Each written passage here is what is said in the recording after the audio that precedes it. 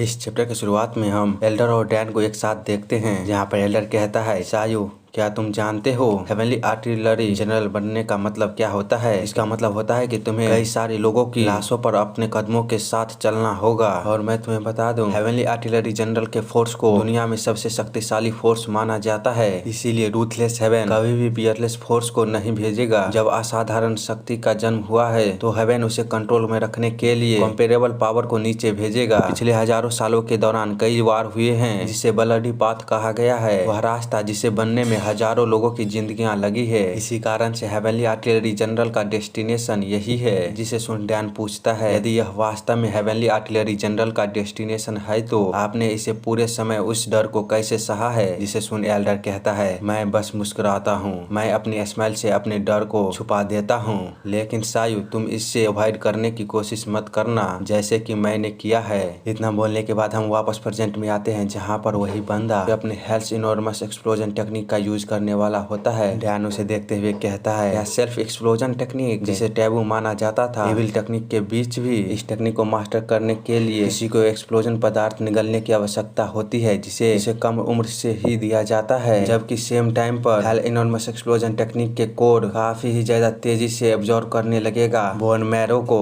जिनके बॉडी में दशकों से एक्सप्लोजन है, उन्हें हटाए बिना और इसे मास्टर करने के बाद एक निश्चित लेवल पर यह एक बॉम्ब की तरह काम करता है। जो लोग इस एक्सप्लोजन टेक्निक को मास्टर करते हैं वे एक लाइफलेस पपेट की तरह होते हैं। वे बस कमांड के लिए अपने जीवन को समर्पित करते हैं। इसी के बाद हम देखते हैं कि वह पर्सन जो कि इस हेल एक्सप्लोजन टेक्निक का यूज कर रहा होता है, वह पूरी तरह से फट जाता है। उसके चपेट में कैरेज के अंदर मास्टर मैक भी आ जाते हैं। हम देख पाते हैं उस पूरे आधे कैरेज में आग लग चुका होता है। होलबैगर भी इतने बड़े विस्फोट को देख कहता है, इनॉर्मस एक्सप्लोजन टेक्निक क्या यह टारगेट को मारने के लिए अपने आप को दर्दनाक तरीके से उड़ाने की तकनीक है? मुझे विश्वास नहीं हो रहा है कि ब्लू मर्डर्स ग्रुप के सभी असैसिन ने नर्क की विशाल विस्फोटक तकनीक में महारत हासिल कर ली है। और वह डैन की ओर देखते हुए कहता है, क्या सब ठीक है? लेकिन डैन को हम देखते हैं जिसके कंधे पर एक छोटा सा लकड़ी का टुकड़ा घुस गया होता है। वह उस आग के बीच अपने कंधे की ओर ही देख रहा होता है। होलबैगर भी उसे कंधे में घुसा उस लकड़ी के टुकड़े को देख कहता है, किंग ऑफ वार, तुम्हारा कंधा, क्या आप ठीक हैं? डैन सीरियस होते हुए उस आग के बीच कहता है, जब तक कि वे अपने टारगेट को मार नहीं देते हैं तब तक वे अपनी जान को गंवाते रहेंगे। इस बात को उन सभी को कोई परवाह नहीं है कि वे सब इसके बाद खुद को उड़ा देंगे। इसका मतलब है कि मुझे उनकी लाशों को बरकरार रखने की जरूरत नहीं है। और फिर वह अपने कंधे से उस लकड़ी को निकालने के बाद हम देख पाते हैं उसका कंधा पूरी तरह से हिल होने लगता है। डैन दोबारा कहता है, ठीक है, तो अब मैं उन सभी पर एक प्रॉपरली अटैक करूंगा, तुम लोग तैयार हो जाओ। और वह किसी भयानक चीज की तरह उन सभी पर अटैक करने के लिए जाते हुए कहता है। इस पूरी लाइफ लाइन के साथ हम देख पाते हैं वह किसी पर भी दया नहीं दिखा रहा होता है। उसके सामने आने वाले हर एक पर्सन को वह किसी भेड़ बकरी की तरह मारता हुआ आगे की ओर जा रहा होता है। उसे ऐसा करता हुआ देख वहाँ के सारे बंदे अपने मन में सोच रहा होता है, नहीं, यह असंभव है। ब्लू मर्डर्स ग्रुप और स्टील ब्रांडिंग इन फैमिली हमारी सेल्फ एक्सप्लोजन टेक्निक और एक एम्बुश अटैक टेक्निक जो कि खुद को पूरी तरह से छुपाने में सक्षम होती है, वे सभी अपने बेस्ट टेक्निक के साथ उस पर अटैक कर रहा है, जिसमें वह पूरी तरह से मास्टर किया हुआ है। लेकिन फिर भी किंग ऑफ वार को कुछ नहीं कर सकते।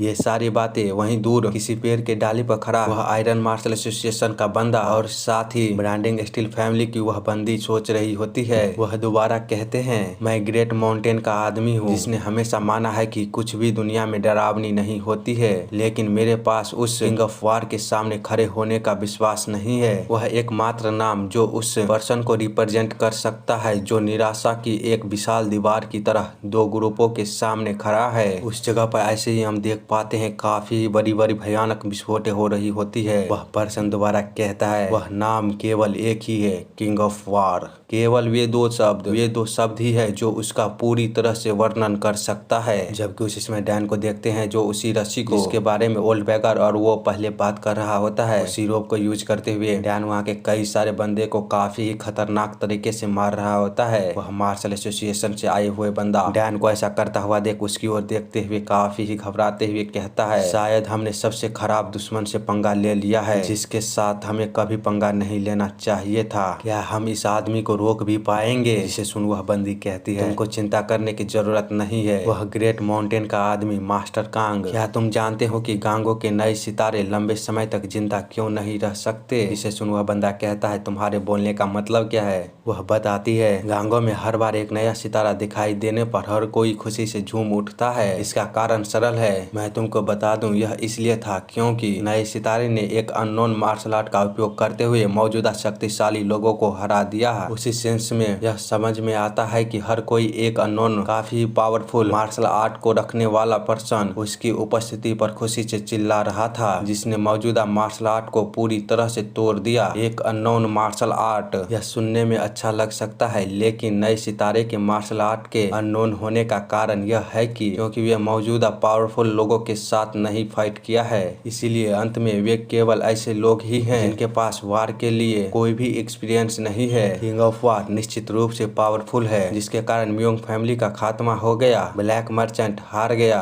और ग्रेट नामगंग फैमिली, जो 5 ड्रैगन लीग के 5 मेन पिलरों में से एक है, वह पूरी तरह से डिस्ट्रॉय हो गया। लेकिन फिर भी वह किसी अन्य सितारों से अलग नहीं है। जितना अधिक वह स्ट्रॉन्ग लोगों के खिलाफ लड़ेगा, उतना ही अधिक वह उन चीजों का अनुभव करेगा जिसका उसने कभी भी अपेक्षा नहीं की होगी। डैन को देखते हैं जो अपनी रस्सी को किसी भाले की तरह यूज करता हुआ एक ही साथ कई सारे बंदे के अंदर से उस रस्सी को निकालता हुआ उसे खत्म कर देता है, और फिर उन सभी की ओर देखता है जो कि दोबारा से हेल इनॉर्मस एक्सप्लोजन टेक्निक का यूज कर रहा होता है। डैन उन सभी को ऐसा करता हुआ देख अपनी रस्सी को दोबारा अपने पास बुलाते हुए उन सभी को एक्सप्लोजन करने से पहले ही उन सभी पर अटैक कर देता है। स्टील ब्रांडिंग फैमिली की बंदी दोबारा बताती है, और हर बार जब ऐसा होता है तो वह एक स्टंप पर अटैक करता है, जबकि हम यही चाहते हैं। हर बार वह तैयार नहीं किए गए उपायों से किसी सिचुएशन को सुलझाता है, इसके बजाय सिचुएशन को कॉम्प्रिहेंसिव रूप से देखते हुए अपने सामने आने वाले समस्याओं को हल करने में बिजी रहेगा। देख पाते हैं डैन ने जिस 3 बंदे को एक साथ मारा होता है वह काफी ही ज्यादा जोरों के साथ एक्सप्लोज करता है, जिसे देखते हुए वह बंदी दोबारा कहती है, यदि हम उपाय करने में लगे हुए लोगों को किंग ऑफ वार बना देते हैं तो हम देखते हैं एक बंदा ऊपर से काफी ज्यादा स्पीड के साथ उस गैरेज पर अटैक करता हुआ अपने स्वॉर्ड को सीधे लेकर मास्टर मैक के फेस तक पहुंच गया होता है। वह बंदी फिर से कहती है, समझे कि वह टारगेट है, किल टारगेट के साथ साथ वह नहीं है, लेकिन चियोलमा सुरक्षा ब्यूरो से जाने दे, तब उसका मूवमेंट जरूर ही डिस्ट्रैक्ट हो जाएगा, और कोई भी डिस्ट्रैक्टेड मूवमेंट निश्चित रूप से कमजोरी लाएगा। मैं तुम्हें बता दूं, यह चीज जिसने इसे संभव किया था वह टेक्निक टर्टल ब्रीदिंग होती है। वह बंदी अपनी आई को यूज करते हुए कहती है, स्टील ब्रांडिंग इन फैमिली की टर्टल ब्रीदिंग टेक्निक का उपयोग न केवल सांस लेने और दिल की धड़कन को रोकने के लिए है, बल्कि उस एक आंख से मैं किंग ऑफ वार की उन सभी मूवमेंट को दिखा सकती हूँ जो मैं देखती हूँ। यह बस ओरेबियन के लिए हेवेंस किलिंग ऑर्डर। हम देख पाते हैं वही ब्लडी किलर वाला बंदा किसी और जगह पर बैठकर उसी आंख का पावर को यूज करता हुआ आगे की ओर देख रहा होता है, और फिर वह अपने दोनों हाथों को जोड़ते हुए कहता है, यह हेवन के द्वारा दिया गया एक ऑर्डर है किसी ऐसे पर्सन के लिए जो विलिंग किए जाने पर मरने को तैयार है। और तुम लोगों को अगर कुछ कंफ्यूजन हुआ होगा तो यार मुझे भी समझ नहीं आ रहा था, थोड़ा सा एडजस्ट कर लेना।